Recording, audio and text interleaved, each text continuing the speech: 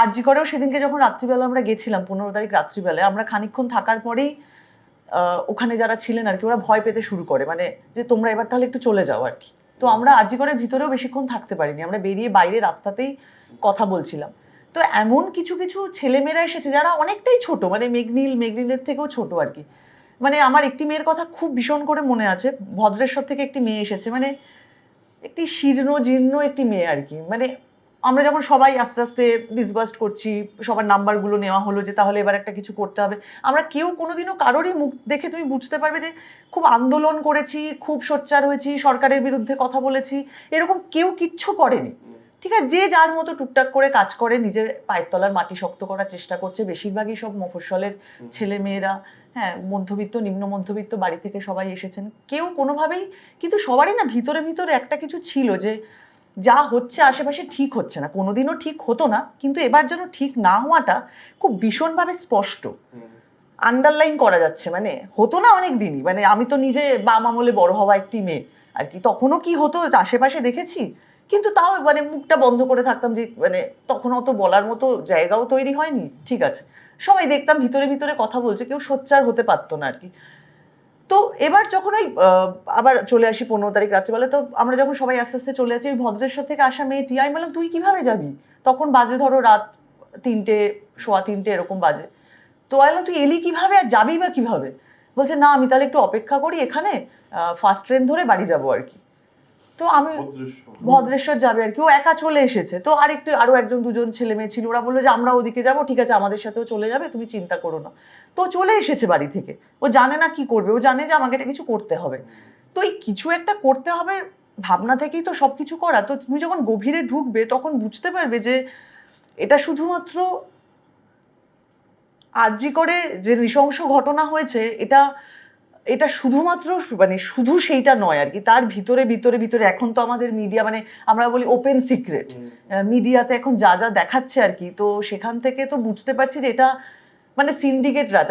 আমরা জানতাম যে সিন্ডিকেট শুধুমাত্র প্রমোটিং এর ক্ষেত্রে হয়, জমি জমা নিয়ে ঝামেলা হয়, কে ইট দেবে কে বালি দেবে তাই নিয়ে ঝামেলা, বা জমিটা কে পাবে। এখন তো দেখছি যে শিক্ষা ব্যবস্থা থেকে শুরু করে স্বাস্থ্য ব্যবস্থা সব জায়গাতেই এই সিন্ডিকেট রাজটা চলছে।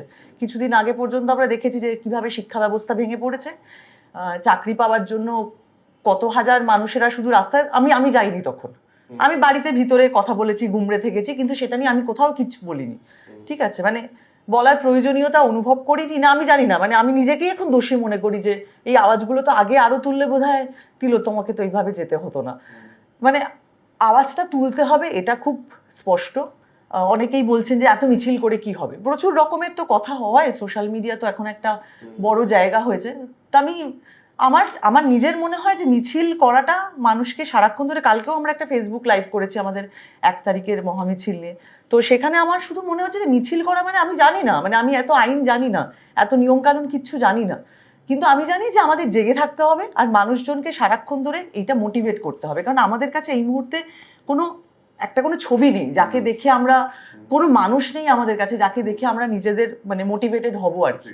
তো আমরাই নিজেদেরকে মোটিভেটেড করবো আর কি। আমি বিদীপ্তাদিকে দেখবো, বিদীপ্তাদি মেঘনীলকে দেখবে, মেঘনীল ভদ্রেশ্বরের মেয়েটাকে দেখবে, ওই মেয়েটা নিশ্চয়ই আরেকটা কাউকে দেখছে, এবং সবার শেষে এই যে তিলোত্তমা চলে গেল, মানে আমার মনে হয় যে ধরো একটা 30 বছরের হয়তো বয়স মেয়েটি, 30-31 বছর বয়স, ওর মধ্যে তো এমন কিছু ছিল যার জন্য সবাই মিলে এত কথা বলছে, মানে পুরো সিস্টেমটা যে এতভাবে, মানে সরি আমি মানে এই সিস্টেমের ভিতর যে এইভাবে ঘুণ ধরে গেছে, এইটা তো এই মেয়েটা তো দেখিয়ে দিয়ে চলে গেল। আমরা সবাই জানতাম, কিন্তু আমরা তো চুপ করেছিলাম, আমরা তো কেউ কোনোদিন কোথাও কথা বলিনি, আমরা শুধু জানতাম যে হসপিটালে গেলে একটা ট্রলি নিতে গেলেও তোমাকে টাকা দিতে হবে, একটা বেড পেতে গেলেও টাকা দিতে হবে, গ্রাম থেকে আসা মানুষগুলোকে একটা এক্সরে করতে হবে, তার জন্য তোমাকে একটা কোথাও টাকা দিতে হবে, মানে সরকারের মানে অনেক কিছু নিয়ম তো আমাদের সুন্দর করাই আছে, মানে ঠিকঠাকই তো করা আছে।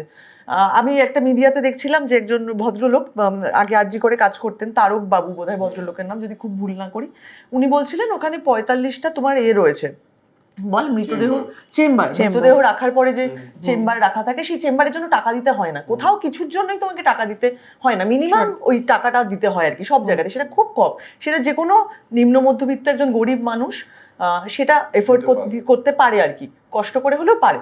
তার বদলে 3,000, 4,000, 5,000 যে যেরকম মানুষ আসে টাকা নিতে, কিন্তু আমরা এটাতেই অভ্যস্ত। আমরা ভারতবর্ষে থেকে এটাতেই অভ্যস্ত হয়ে গেছি। আমরা জানি যে কোথাও একটু কিছু করতে গেলে, কোনো একটা সরকারি কোথাও কাজ করতে গেলে আমাদেরকে এই টাকাটা দিতে হবে, এটা আমরা সবাই মেনে নিয়েছি আর মানিয়েও নিয়েছি।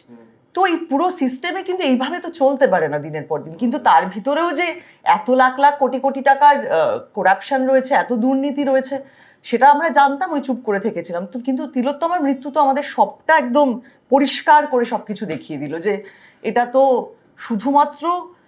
শুধু একটা ধর্ষণ নয়, এর পিছনে এই ধর্ষণের কারণে অনেক অনেক অনেক কিছু রয়েছে।